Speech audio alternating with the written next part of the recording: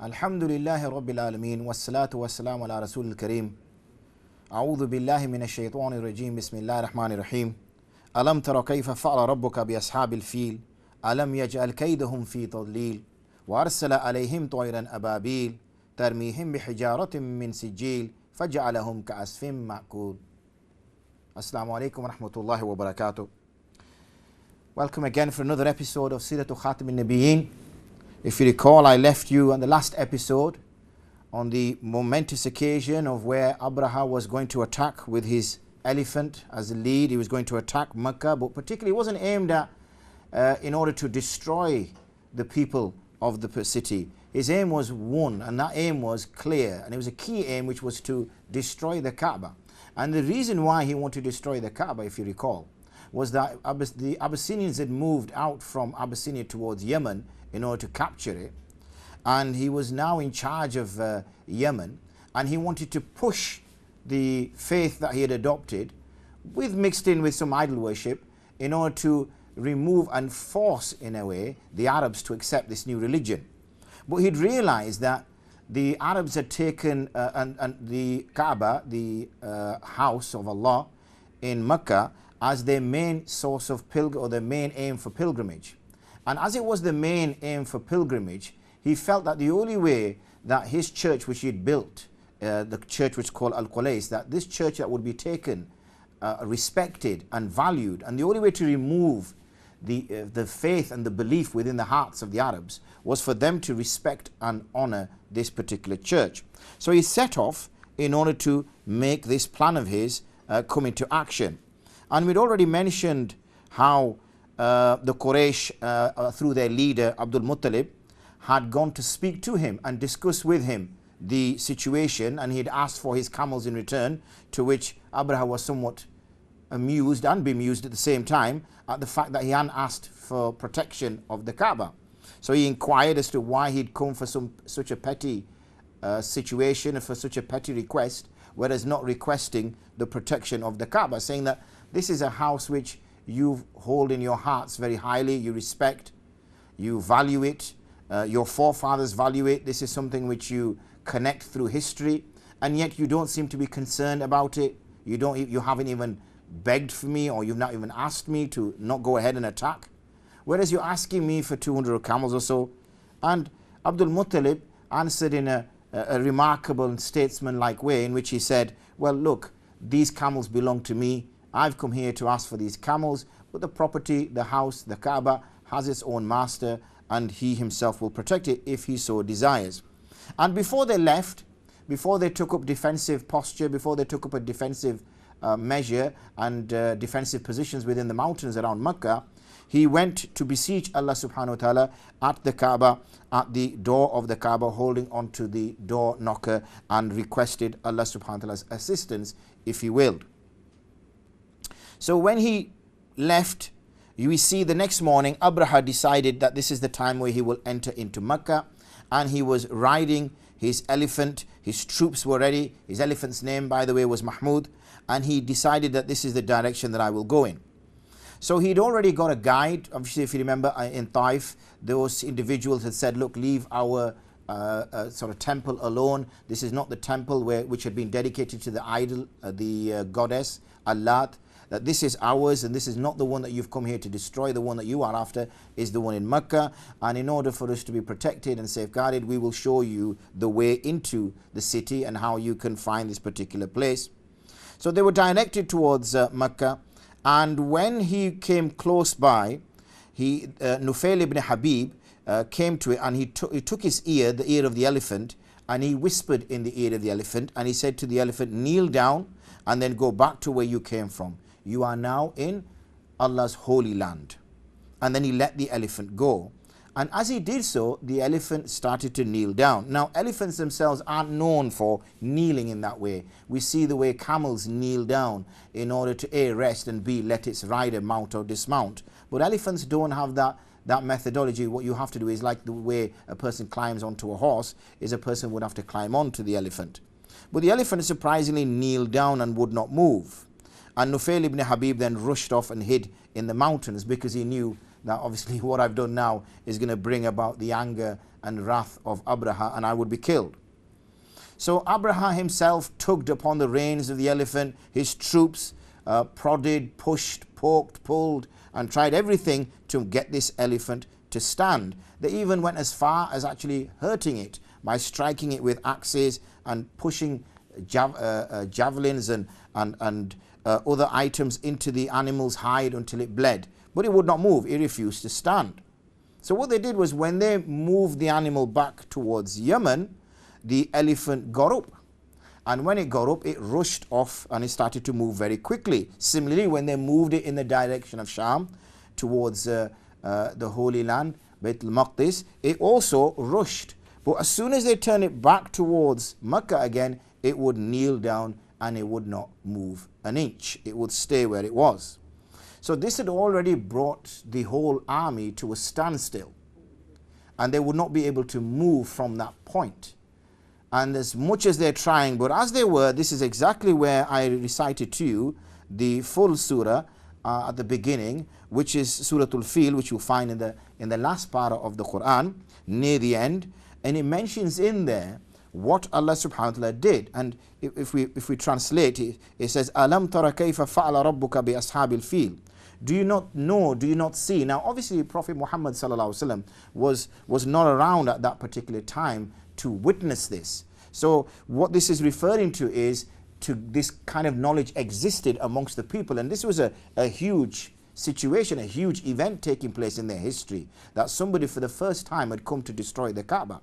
So this was told from mother to child, from father to son, and this had been passed on through the oral tradition, that there was a day when this great beast came from Yemen, and riding on this great beast was this Abyssinian, and he had come to destroy the Kaaba and lay to waste this holy house. And this was passed on. So this has been recorded. So when Allah subhanahu wa ta'ala says, Alam tara kayfa fa'ala rabbuka, he means, have you got the news? Have you got the information? And also, when Allah subhanahu wa ta'ala reveals to the Prophet Muhammad sallallahu alaihi wasallam, then this knowledge is even of a higher status than knowledge of the eyes and the ears and the senses.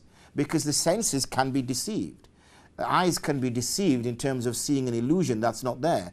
The ears can be deceived. For example, when we hear an echo, we think that's actually a real sound, when it's not. It's the original sound just vibrating back to us. So senses can be deceived. But wahi, revelation, is qat'i. It is beyond being able to a person to deceive. So when Allah says, Alam tara kayfa, then this knowledge Allah is revealing to Prophet Muhammad himself. What your Rabb did, Rabbuka bi ashabil fil, by those individuals, those that were based with the elephant that came. Alam yaj'al kaydahum fi tadlil.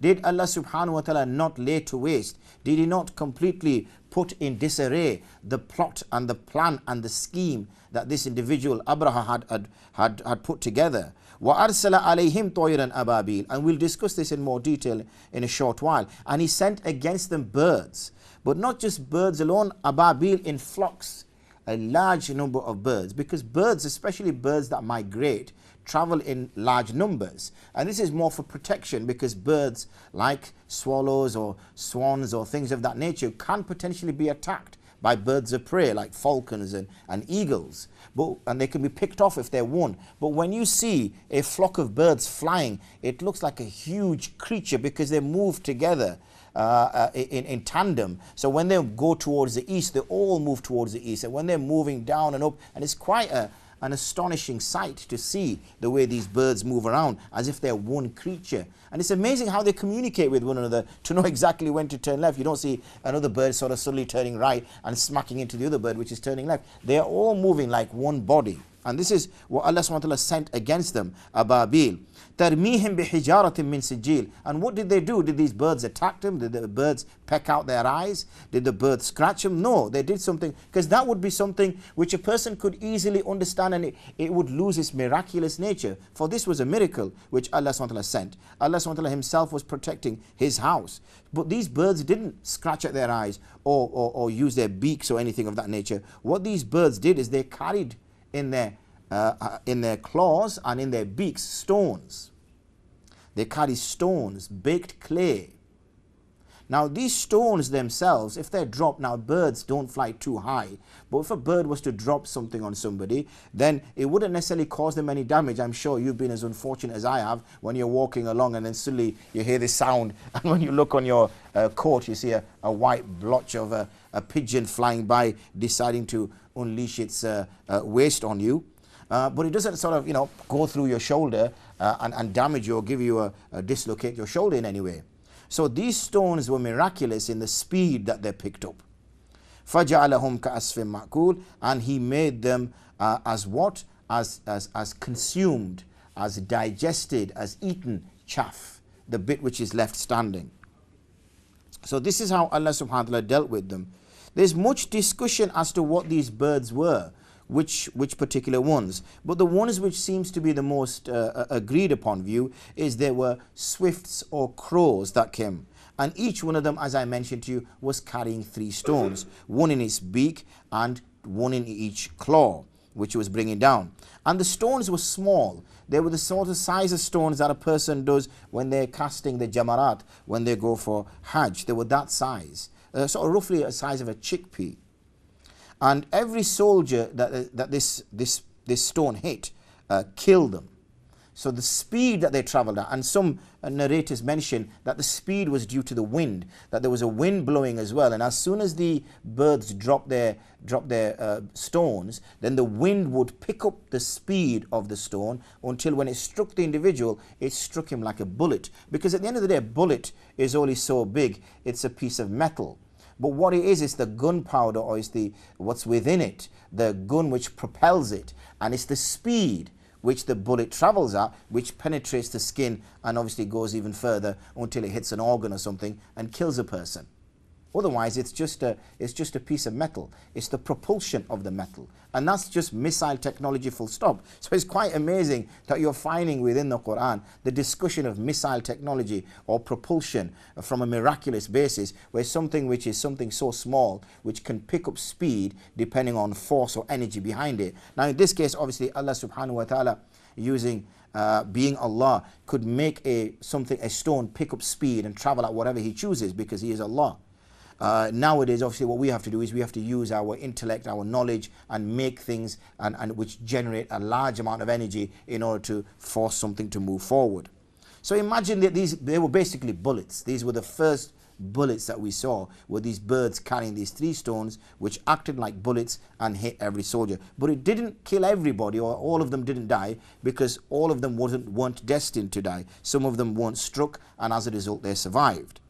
So what they did was they obviously retreated in haste from the road which they had just come from, calling out to Nufail ibn Habib to say, lead us back to Yemen, because they were new to this area and they didn't really know which direction they would need to go in.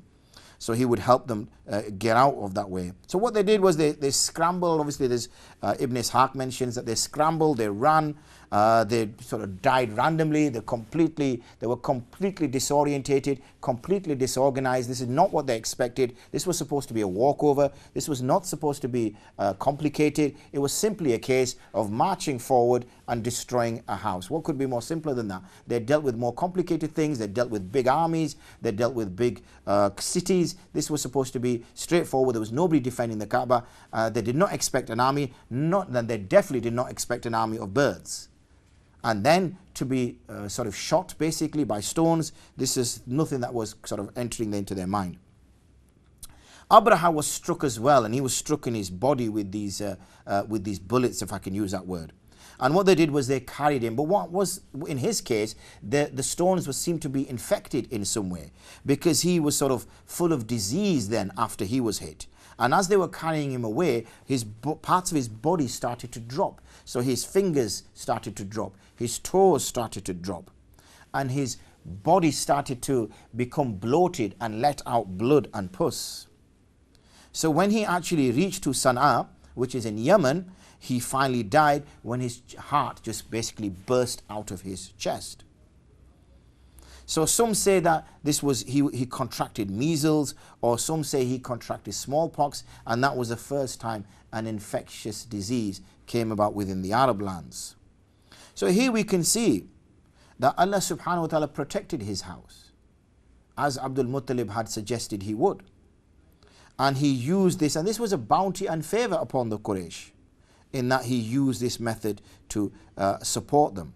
So I've already mentioned to you some other commentators mentioning that the stones were clay, that they mentioned that they became this sort of chewed mass afterwards, and how these, some have mentioned the various different types of birds potentially they were, but I gave you the most agreed upon view.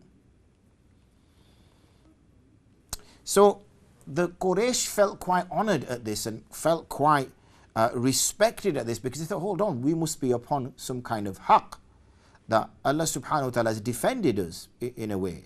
He's defended our way of life, He's defended our house, He's defended us. And these individuals who were following the teachings of Isa alayhi salatu have been defeated. However, this is a misunderstanding, and this was a confusion within the minds of the Quraysh.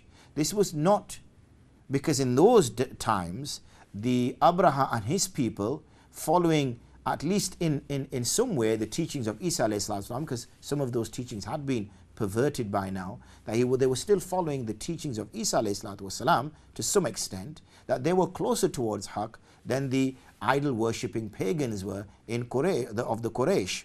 So what was going on here? Was this a victory for idolatry over monotheism? Is this the way it played out?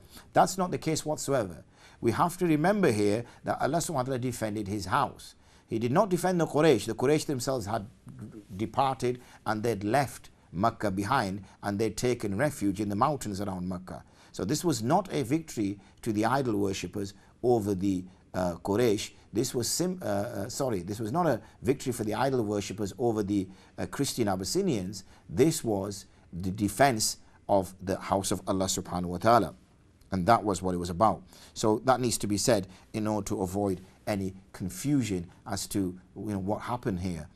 Is there something going on? But no, this is Allah subhanahu wa ta'ala protecting His house.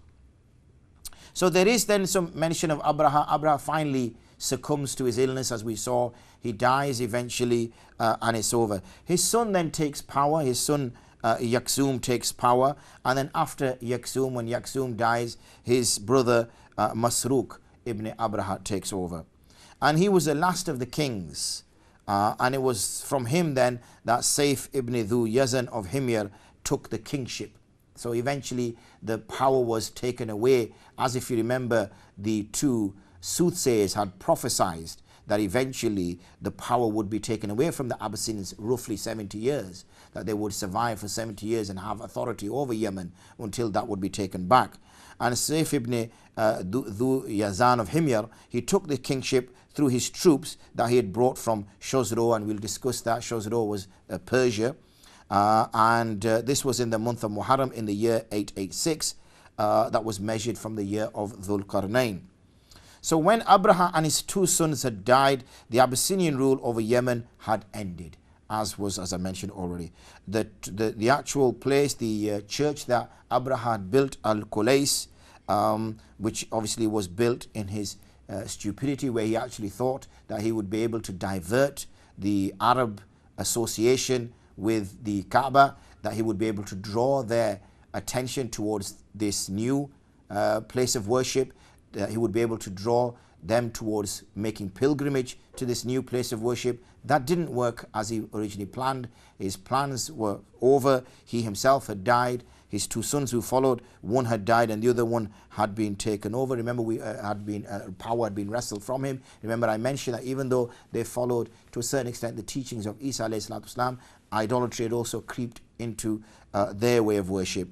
As we see now, even though Isa alayhi salatu wasalam's teachings at the beginning were absolutely against idol worship in the sense of having statues or crosses or things of that nature, you notice now within the Christian faith, if you were to walk into a church, you'll see images of Maryam, or as Mary as she's referred to, and you'll see images of Jesus as perceived from the Christian faith, and you will see crosses, and people will carry crosses around with them, and it's now become very much imagery, where even went through the teachings of Isa alayhi salatu, there was no imagery, statues and using items was completely against his teachings. So, but in his case, in Abraha's case, he'd gone even further, and he'd used an idol, Quaib, and his wife as idols within the church that he'd built. And then we know, obviously, it was eventually destroyed. So when his brother took over, Masruq ibn Abraha, remember this is the brother of Yaksum. Yaksum was the eldest son of Abraha. Then when the people of Yemen had enough, we mentioned Saif ibn Dhu Yazan. He was from the Himyar tribe, the Himyarite. He became rebellious and he fought back. And what he did was he went first before he fought back. He needed some support. So again, he also went first to the Byzantine emperor. This is the, if you recall, this is the Eastern Roman Empire. And he sought help. He complained about the affairs in Yemen, and he said, look, they're abusers. We are captives in our own land. We would like your support so we can send the Abyssinians back to Abyssinia, and so that we can take over. But when we take over, it will just be a state belonging to you. I can be appointed as a governor there, but it will be part of your kingdom, and you will be able to extend your kingdom.